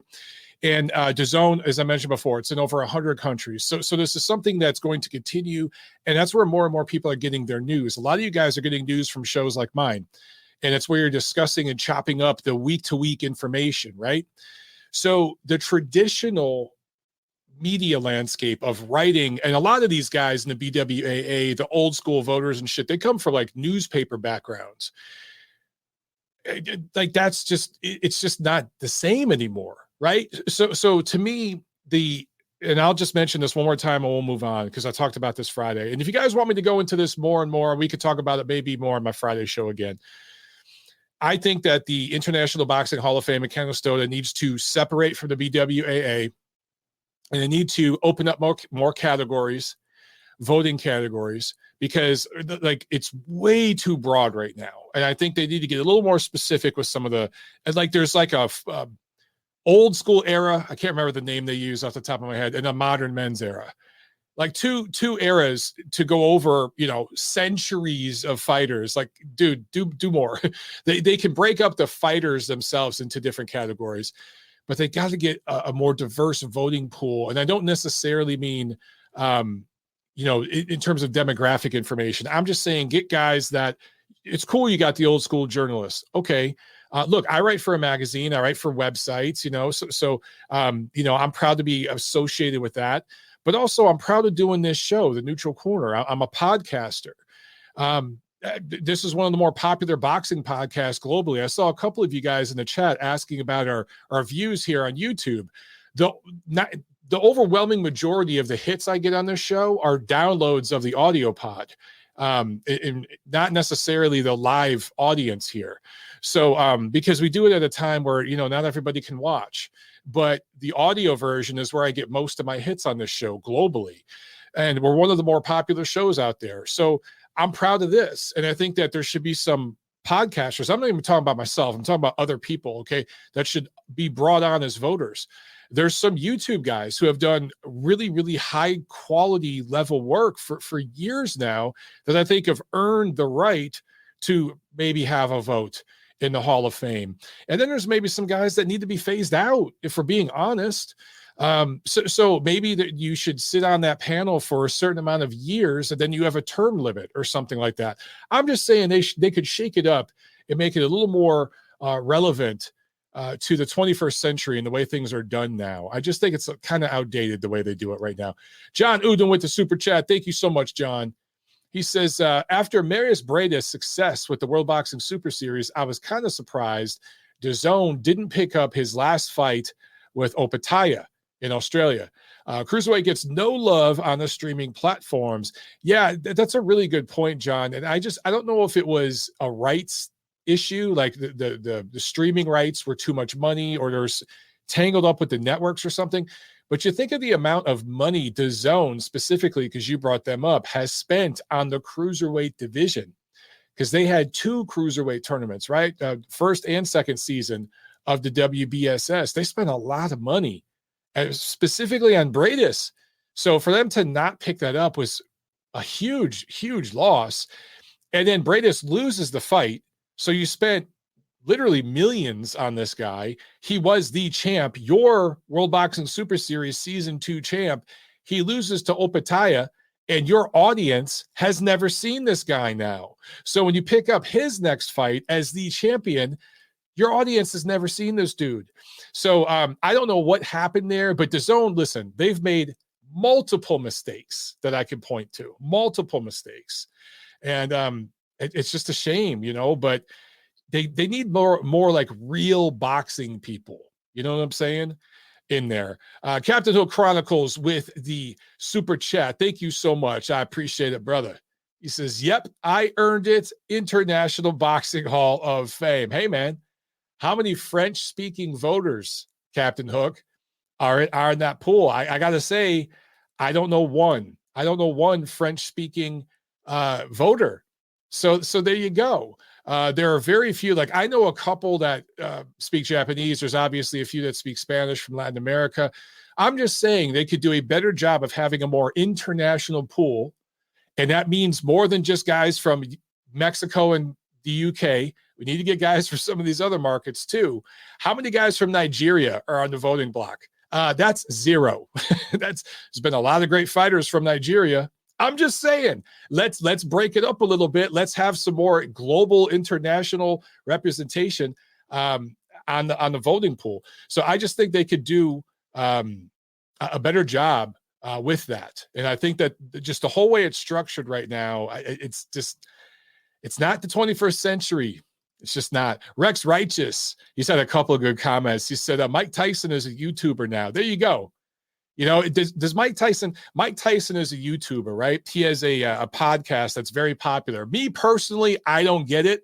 I don't smoke pot. It's not my thing. Just never been my thing. I'll have a drink. I drink beer.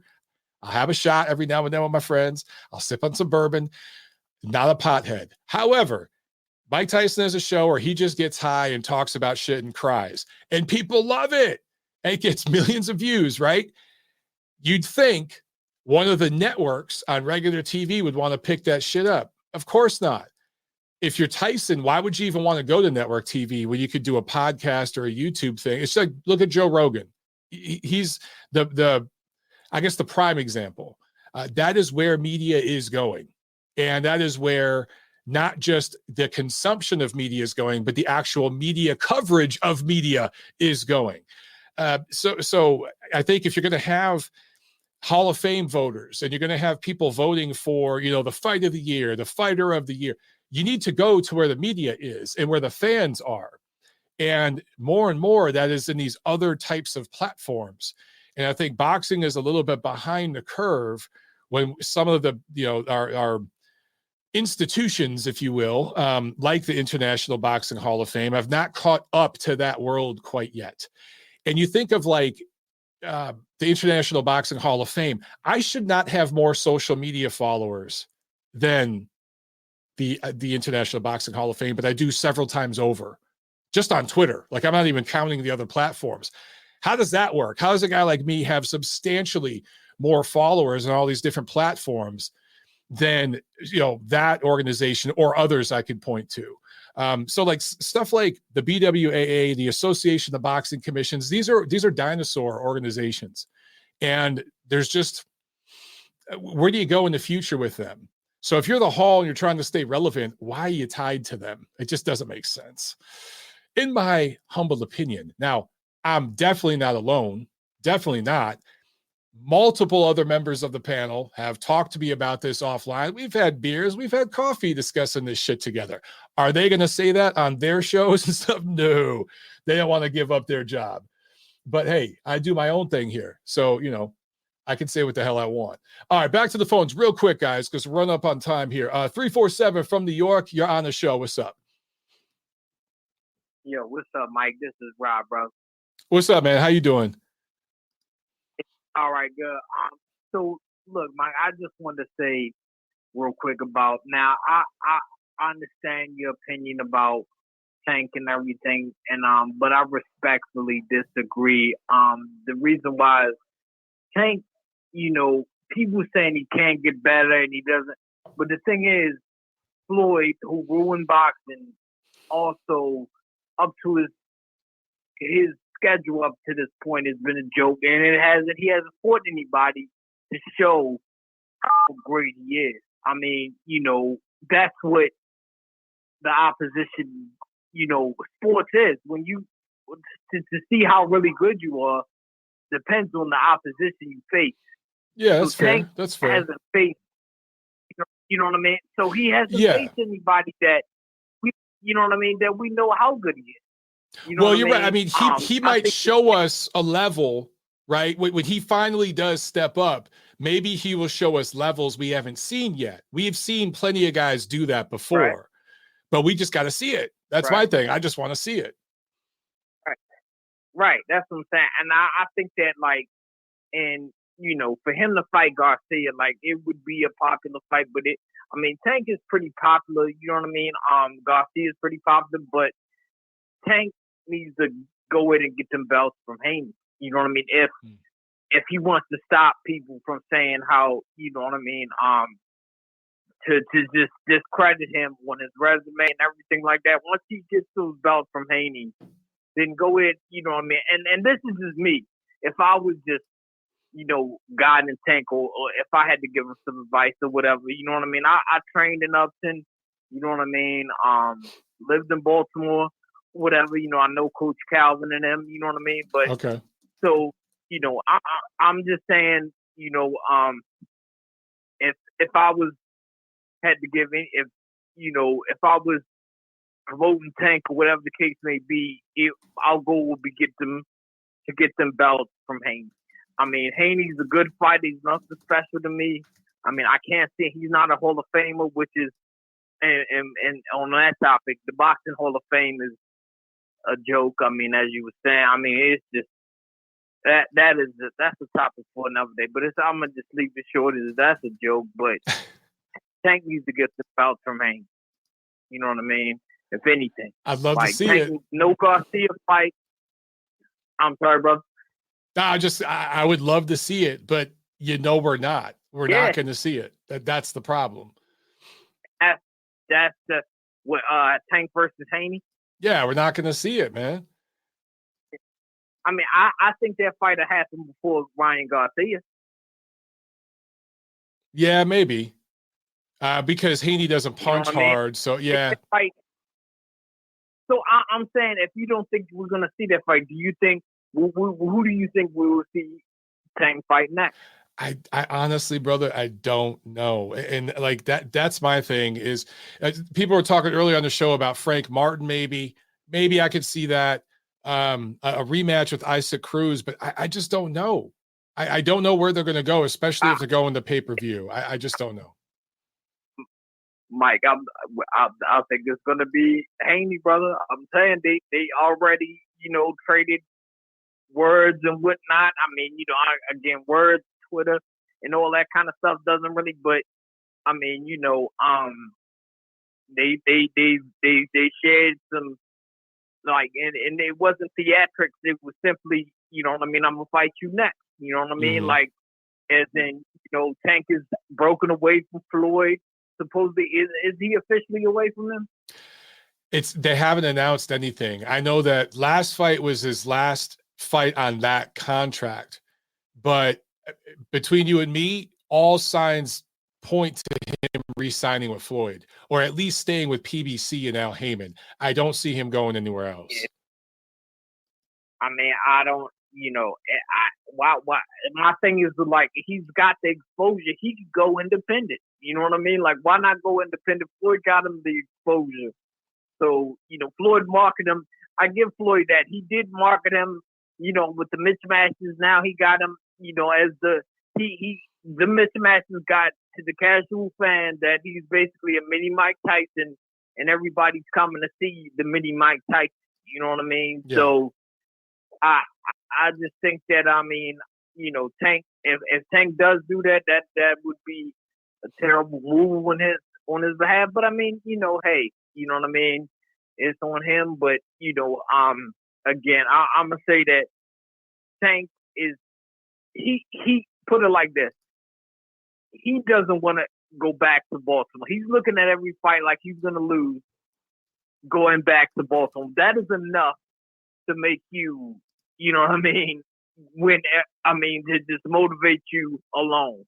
You know what I mean? And I mean, you know, I like kids like Shakur Stevenson and him, you know what I mean, from really crazy areas that they're fighting not to go back to those areas. You know what I mean? So, you know, but Tank, I mean, the better his opposition is, the better he's gonna get. You know what I mean? How do you feel about Haney? I mean, I'm not crazy about him. I don't think that do you think he's a Hall of Famer? Haney? None of these guys are Hall of Famers yet, man. They're way too young. They're too young. Right. I mean, but I mean, I can see. You know, dude, he's the undisputed champion. And I mean, he's been expertly negotiated into that position. But say what you will about Haney, he is the undisputed champion right now. And in terms of actual accomplishments, he's done more than Tank. But I think Tank is more developed as a fighter. I think Haney is still developing. Haney's 22, 23. He's the same age as Ryan Garcia. You know, so like I give Garcia and Haney, I'll give them a few years to develop. I'm not really in a rush. The guy I want to see step up is Tank. He's gonna be 28, dude. It's time. You know. Yeah, exactly. I mean, you know, it's crazy. Like let's just say, you know, Tank at this point. Let's just say, you know, you want to teach your a child that does, you know, your child or whatever that wants to look back on highlights or something on this era, and I mean, you know, it's really nobody to see a spectacular fight with Tank. I mean, you know what I mean? But I mean, who are you going to say? Like, well, you got to check out the fight with Rolly Romero or you know what I mean? Raza, you know what I mean? It's a good fight, but you know, it's just sad what Floyd did to his career. I mean, you know, he cherry picked him, you know, up into 27 years old, and it's just like from hearing, you know, I've heard people say, well, Tank is still young and this and that, and Floyd is doing it right. Like, Floyd to tell him. That's Floyd thing. Like, he's still young. He's still young. Like, I mean, you know, last time I checked, 23 years old is not young. You know what I mean? Once you turn pro, you know what I mean? You should be ready to fight, you know, I think top opposition. Once you're calling yourself a champion, if you're being marketed as a champion and you got a world title, then you got to defend that shit, and you're supposed to fight the best. And then if you're fighting on pay-per-view, come on, man. So that's just where I'm at. I mean, come on. You know, so, I mean, but I understand. I'm saying, I know that these guys are young. I'm saying, Mike, but do you see any future? I do see a future Hall of Famer in Tank. I mean, if he fights top opposition. Yeah. You know what I mean? I think all of them can be. I mean, Stephen Fulton, Chris Colbert, you know, there's a lot of young guys coming up that have the opportunity to be really, really good fighters. They got to fight each other. And the thing is, everyone's so scared of that fucking who gives a shit? Listen, Tank Davis might lose 2 or 3 fights. Floyd got it like that. I know. He wasn't the first, but he wasn't the only one. I blame the executives at HBO and then the executives at Showtime. They were just as guilty as Floyd with all that bullshit. And then Roy Jones before was, you know, because he had the O for the long time and HBO marketed him a certain way. That shit really ruined American boxing in a lot of ways.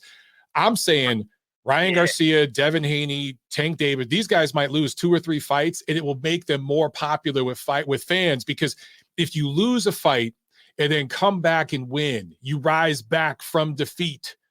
That's what the fans want to see. Fans love that shit, and these guys don't get it, man. They just don't get it. And that's another thing, Mike. I'm glad because I just don't understand why the kid Garcia has so much. I came to these conclusions that people don't like Ryan Garcia because, you know, he pops a lot of shit and then pulls out fights, the mental health thing or whatever. But like, you know, now I agree with that. I mean, he shouldn't be popping shit and then pulling out of fights if he knows that he got issues going on. But when he fought Luke Campbell, I mean, he showed because I wasn't big on that kid. I thought he was a joke. But that Luke Campbell fight, I mean, he showed he's a warrior by getting knocked on his ass and then getting back up and winning the fight. Yeah. You know what I mean? Yeah. That's what I want to see, you know, out of a fighter. You know what I mean? So, you know, he receives a lot of hate. I mean, you know. He does. But he earned my respect after that fight, though.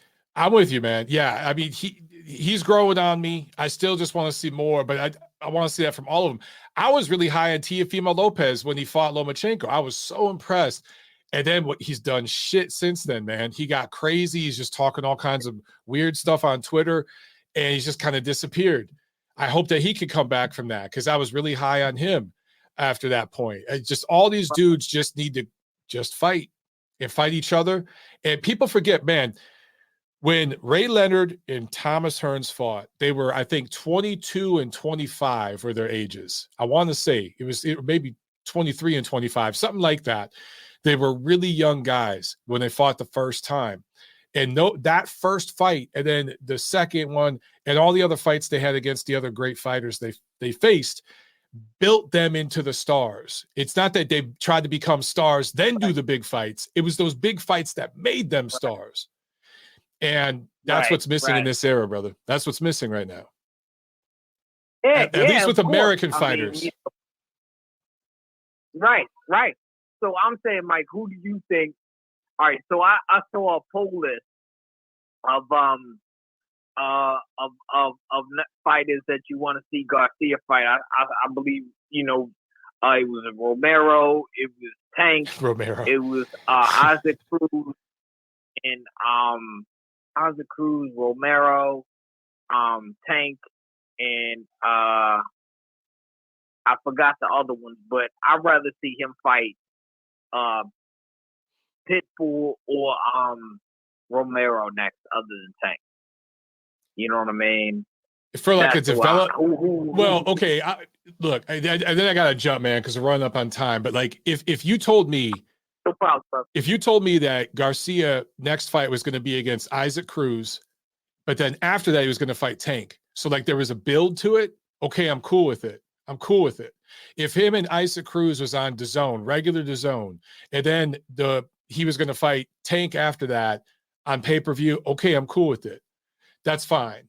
But Raleigh Romero, nah, get that out of here. But yo, man, I gotta get out of here, man. I'll let you go, bro. All right, bye. I'll catch up with you next time. All right, thanks a lot, man. Good call. All right, let me get a couple of super chats here, guys, and then we're out. And I'm sorry, there was several of you on the line holding. I'm sorry, guys, I couldn't get to all of you. More calls today than I expected because it's a slow week, man. But so thank you for all these great calls. Aaron with the super chat. Thank you so much, Aaron. He said, agreed, Mike, marijuana is the stupidest drug out there. Let's just say I expanded my mind with other substances as a young man in college. Hey, let me stay for the record. I didn't do any of that shit. I've never done drugs. I mean, if you look, technically, I guess alcohol is a drug and caffeine is a drug. Those are the two. If you count those as drugs. The one thing I was addicted to when I was a young man was ladies. That was my drug, the ladies. But see, now I'm a married man. So, you know, we're good now. But that's what all the time that a lot of my friends wasted being high and really drunk, I was smashing shit. That's what I was doing back at that time. Not that I'm saying I'm proud of it, but that was my drug. Anyway, Rex Righteous with another super chat. Thank you so much, man. He says, the belts could get stuck in Australia if Kambosos wins. I assume you mean against Devin Haney in the rematch. Here's my thing, Rex. Have you seen anything? Did you see anything in that first fight that makes you think Kambosos can win that rematch? Because I sure didn't. I favor Haney big time in the second fight. In fact, I think he can make adjustments and beat Kambosos even more decisively in that rematch. That's what I see. Sam A with another super chat. Thank you, Sam. He says, my favorite new fighter is Brandon Figueroa. Brandon, he's got one coming up, right? I'll tell you one thing about Brandon. He's better than his brother, Omar. He doesn't get drunk as much. Because Omar had a good run there for a while, but boy, he likes the bottle. Oh, yeah, of course. Yeah, Figueroa just beat Carlos Castro. See, there's a great example of a guy coming off his first L who took a huge challenge against Stephen Fulton, and that was a good fight. And that was a unification fight, right? Great fight with Stephen Fulton. Loses, comes right back. It's a great win against Carlos Castro. Boom. There you go. Who gives a shit about a loss, guys? It's part of the sport. When you step up and you fight, that's what happens. Keith says Figueroa's sister. Yeah. That's MVP's sister right there. I was thinking James DeGale's sister was really good looking. But the Figueroa sister, that's all-time great material right there. On that note, we're going to bounce, guys. All right, we're out of here. We're going to do a show Friday on my channel, Montero on Boxing. By the way, I need to correct something. One of you guys in the chat mentioned the International Boxing Hall of Fame has 21,000 Twitter followers. That is more than my Twitter following. So I think I must have been thinking of the BWAA's Twitter following. Sorry. I think theirs is a lot smaller than mine. So thank you for correcting me on that. All right, guys, we are out of here, and have a great week. I'll see you Friday. Peace.